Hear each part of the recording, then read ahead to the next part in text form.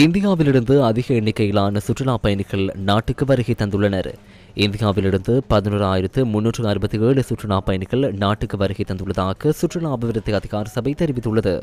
ரஷ்யாவிலிருந்து 8,425 சுற்றுலா பயணிகளும், இங்கிலாந்திலிருந்து 6,067 சுற்றுலா பயணிகளும், ஜெர்மனியிலிருந்து 5,306 சுற்றுலா பயணிகளும் நாட்டுக்கு வருகை தந்துள்ளனர்.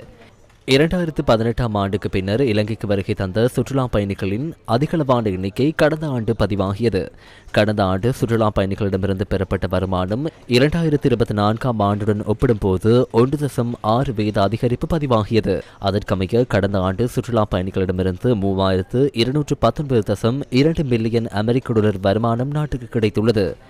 இதனிடையே கடந்த சில நாட்களில் எல்ல நகரத்திற்கான சுற்றுலா பயணிகளின் எண்ணிக்கையில் அதிகரிப்பு ஏற்பட்டுள்ளது.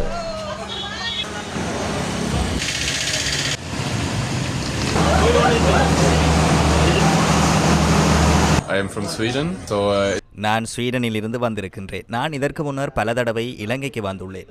அதனாலேயே நான் இந்த நாட்டை மிகவும் நேசிக்கின்றேன். விசேடமாக வயதாகி இங்கிருக்கும் போது நான் உலகில் சென்று சந்தித்த பல மனிதர்களில் இலங்கையிலேயே இதயத்திலிருந்து சிரிக்கும் மக்களை சந்தித்தேன் என நினைக்கின்றேன். இலங்கை மிகவும் அழகான நாடு, நல்ல மனிதர்கள், சிறந்த உணவுகள், அழகான கலாசாரத்தை கொண்ட அழகான நாடாகும்.